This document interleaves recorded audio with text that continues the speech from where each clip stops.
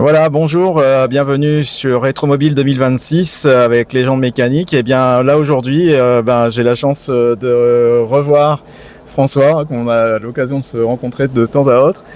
Et puis bonjour François. Ça va? Ouais, ça va écoute, et toi? je pense qu'on ne peut être que heureux d'être ici parce que franchement, tu vois, Ouais. c'est le lieu magique, enfin un des lieux magiques du circuit des passionnés de voitures anciennes tous les ans. Mhm. Et Rétromobile, je crois, va encore, enfin c'est quasiment sûr, va encore surperformer en termes de fréquentation. Alors c'est presque fatigant parce qu'il y a trop de monde dans les allées, mais c'est la rançon de la gloire et quelque part, on va pas se plaindre, mais il faut peut-être encore pousser les murs pour une prochaine fois. Mais il y a un succès incroyable. Ouais, c'est clair. C'est là où on voit aussi qu'il y a des jeunes générations qui arrivent, parce que moi je vois des jeunes d'une vingtaine d'années qui viennent Et là. oui, et Ça a ça c'est changé. bien. Ça c'est bien parce que bon, d'abord ça veut dire que le renouvellement des générations se fait. Mhm. Ça veut dire aussi que quand on voit dans les allées et qu'on regarde de près, les jeunes ne s'intéressent pas que aux voitures récentes, même si évidemment il y a des youngtimers à Rétromobile et heureusement. Mais j'ai été frappé, moi, je suis allé faire un tournage hier en bas du hall 7 où il y a le club des Tough Tough, donc c'est les voitures d'avant 1914. Oui. Donc c'est des voitures qui sont plus que centenaires. Et ce qui reste magique, c'est quand tu vois la tête des jeunes et des enfants qui ont 8 ans, 10 ans, 12 ans et qui voient des voitures qui ne correspondent pas aux voitures, bien sûr, ni de leurs parents, ni de leurs grands-parents, mais aux voitures de leurs arrière-grands-parents, voire de leurs arrière-arrière-grands-parents. Ouais. C'est incroyable parce qu'il y a une espèce de fascination pour des véhicules qui, évidemment, sont des véhicules que mathématiquement, ils n'ont jamais vus sur la route. C'est clair. Et c'est bluffant, ça veut dire que la passion du vintage et de la mécanique, il est transgénérationnel, mais surtout, il va plus loin que la simple passion des voitures de son enfance. On se passionne tous pour les voitures de son enfance quand on rentre dans la collection, et c'est normal, mais ça veut dire qu'il y a vraiment une fascination qui va encore beaucoup plus loin, et que voir des engins qui pour des jeunes leur paraissent complètement d'une autre époque, ça les fascine aussi. Et ça, c'est très porteur pour le futur. Ça, c'est bien. On est rassuré, on va dire, d'une certaine manière. Ça, c'est très, très bien. Et puis, j'espère qu'effectivement aussi, j'espère que les pouvoirs publics continueront à œuvrer dans ce sens. Mais c'est important parce que de toute manière, on sait tous très bien que l'utilisation des véhicules anciens, il est très faible en kilométrage parcouru, il est très faible parce que les collectionneurs passent plus de temps dans leur garage à bricoler leur voiture qu'à rouler avec. C'est clair. C'est logique. Donc, en fait, le nombre de kilomètres parcourus est très faible sur la moyenne globale du parc roulant, du parc tout court, parce que justement il est souvent pas roulant. Donc la pollution due aux voitures anciennes, c'est un faux problème. Surtout qu'aujourd'hui il y a des tas de solutions qui arrivent, comme les carburants de synthèse, les biocarburants et tout ça. Donc très sincèrement c'est pas un problème. Donc il faut pas qu'on prenne ça, enfin que certains prennent ça comme prétexte pour nous enquiquiner. Les gens qui ont des voitures anciennes sont en plus des bons conducteurs et des gens très raisonnables parce qu'ils tiennent énormément aux petits bijoux qu'ils ont mis des mois, des années à restaurer. Et d'ailleurs, on le sait très bien puisque les assureurs font des tarifs très intéressants pour les voitures de collection. C'est pas pour nos beaux yeux. C'est parce que statistiquement, on roule mieux que les utilisateurs de voitures quotidiennes.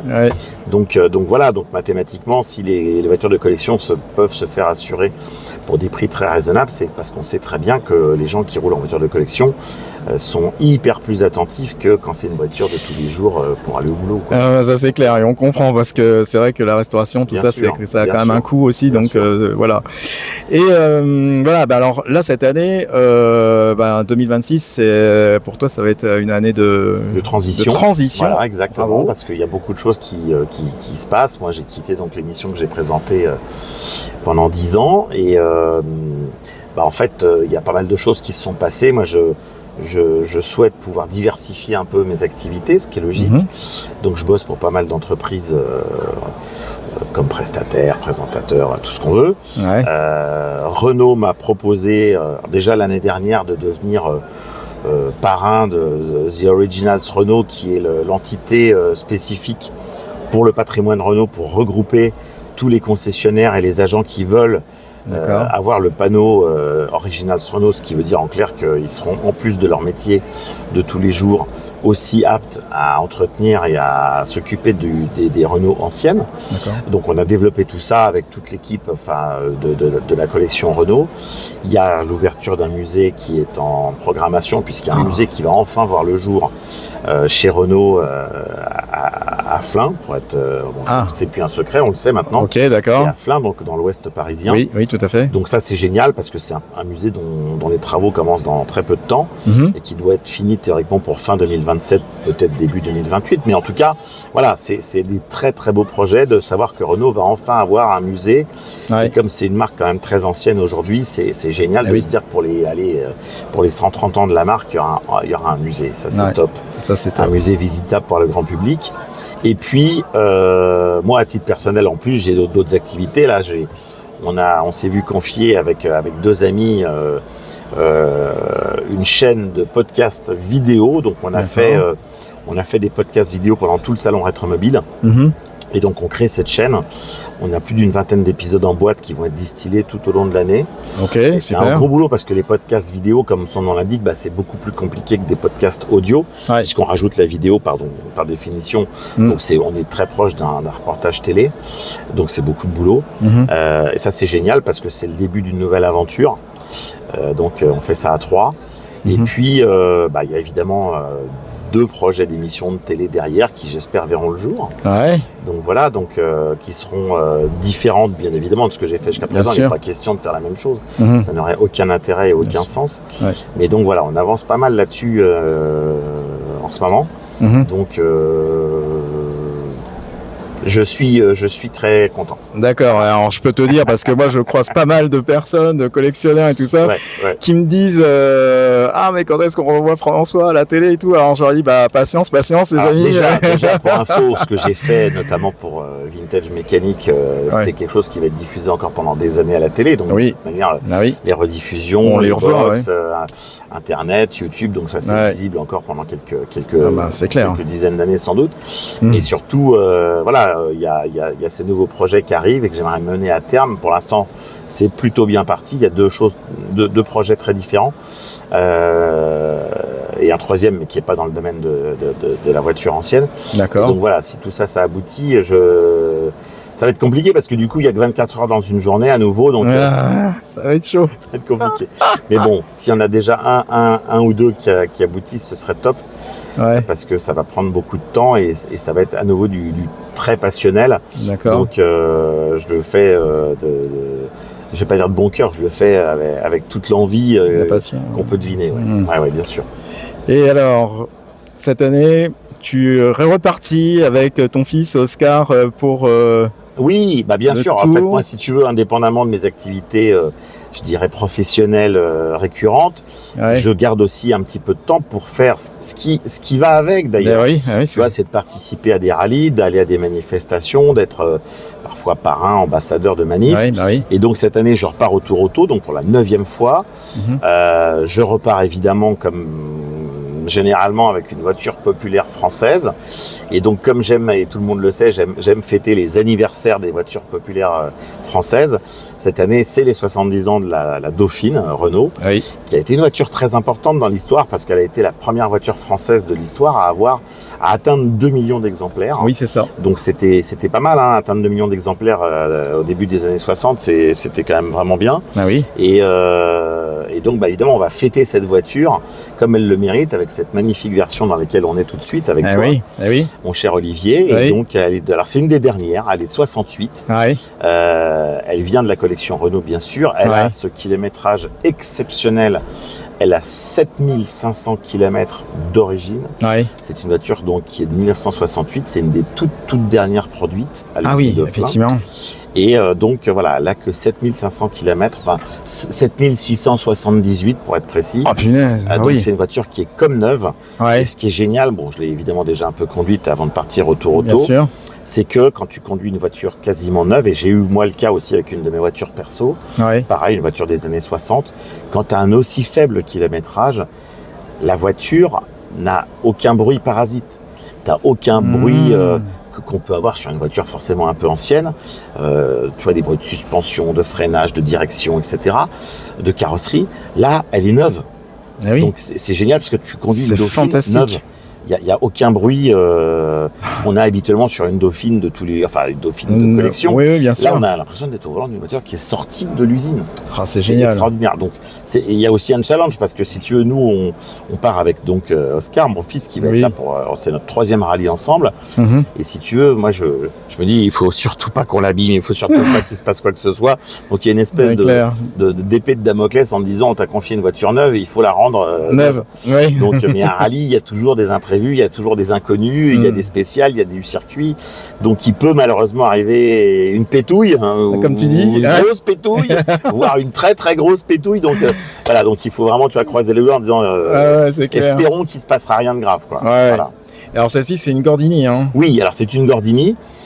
C'est d'ailleurs la première voiture sur laquelle Gordini a travaillé avec Renault, parce qu'avant Gordini travaillait avec Simca, comme tout le monde le sait. Ouais. Et donc Gordini se fait recruter par Renault pour aller travailler sur les Renault. Donc c'est la première Renault Gordini de grande série. Alors c'était pas violent, hein. C'est-à-dire on va pas se mentir non plus. Une Dauphine, ça faisait une 30aine de chevaux SAE. C'est ça, ouais. Et la Gordini faisait, je crois, 38. Donc bon. La vitesse maximale officielle d'une Renault Dauphine Gordini, je crois que c'était 126 km/h. Ouais. Il y a des moments où on va se sentir un peu seul au milieu des Porsche et des Jaguars. Ah, c'est excellent. Ça, c'est sûr. Ouais. Mais au moins, on fera le job et surtout, je pense qu'on fera un peu attraction comme j'aime le faire au Tour Auto. Ouais. Bon, puis je te cache pas qu'ayant fait déjà le Tour Auto avec des voitures aussi rapides que la 2 chevaux ou la 4 chevaux, bon, je serais pas dépaysé, voilà. Ça, c'est clair. Ça, c'est sûr. Mais c'est vrai que les gens auront le temps de nous voir passer. Oui, ça c'est sûr. Mais je pense que les gens seront contents parce que moi je le vois dans les reportages que je fais personnellement.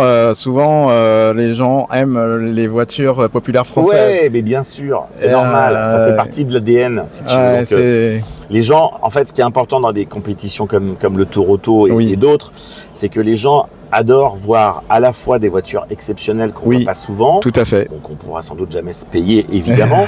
Et aussi des petites voitures populaires, parce que quand tu vois passer une Dauphine ou je sais pas quoi, une 4 chevaux ou une 2 chevaux ou je sais pas, ou une Fiat 500, tu te dis, voilà, cette voiture, elle me rappelle des bons souvenirs de famille. Ma tante en avait une, mon grand-père en avait une, mes cousins en avaient une.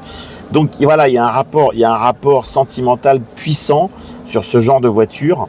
Et donc, quand on passe dans des épreuves comme le Tour Auto sur les routes, sur les soirées étapes ou sur les accès au circuit ou au spécial, on a toujours, et tant mieux, des gens qui viennent nous voir de tous les âges, y compris des gamins, une fois de plus, qui viennent nous voir et qui sont hyper fans de voir des voitures populaires qui sont parlantes. Oui, voilà, c'est ça. Bien sûr. C'est ça, c'est exactement ça. Et moi, j'adore ça à titre personnel. Ouais. Donc moi, j'ai la chance d'avoir évidemment quelques voitures anciennes que j'ai achetées depuis 40 ans. Oui. Et l'essentiel de ma collection, c'est des petites voitures populaires. J'adore ces voitures. Ah oui, et ça se sent. Mais oui. Même quand on parle, c'est vrai que... Bien sûr. Tu vois, et c'est ça qui plaît aux gens. Et puis ça, c'est notre Madeleine de Proust, si tu veux. Alors moi, je suis trop jeune, entre guillemets, pour avoir connu l'époque de la Dauphine, parce que évidemment, c'est plutôt la voiture de l'époque de mes parents. Mais j'adore quand je monte dans une voiture comme ça, qui a un côté complètement désuet, mais qui est génial, parce qu'il y a un charme, il y a un look, il y a un style, et puis ça correspond à une époque. On est vraiment sur la Dauphine, c'est vraiment la deuxième partie des années 50 et la première partie des années 60. Tout à fait. On est vraiment là-dedans. Et c'est une auto qui est... D'abord, j'adore les autos rondes. Donc celle-là, elle a des formes très rondes. Et moi, c'est vrai que j'adore les voitures rondes. Je trouve ça très, très sensuel et plus agréable que les voitures très, très, très carrées, coupées à la serpe. Ah oui, moi aussi. Donc j'adore les voitures qui ont cette rondeur, cette bonhomie. Exactement. Et je pense que ça va être un vrai moment de partage et de bonheur. Ouais, je pense aussi. Voilà. En tout cas. Bon, écoute, merci beaucoup François de nous avoir accueillis encore une fois sur Légendes mécaniques. Écoute, on est tous dans le même bateau, enfin si je peux dire. Oui. Une voiture en l'occurrence, voilà, c'est ça. On se comprend. On se comprend tout à fait. Et puis en tout cas, écoute, à bientôt, j'espère. Ouais, avec plaisir. Bien sûr. Merci beaucoup. Salut les amis. Salut les amis. Bye bye.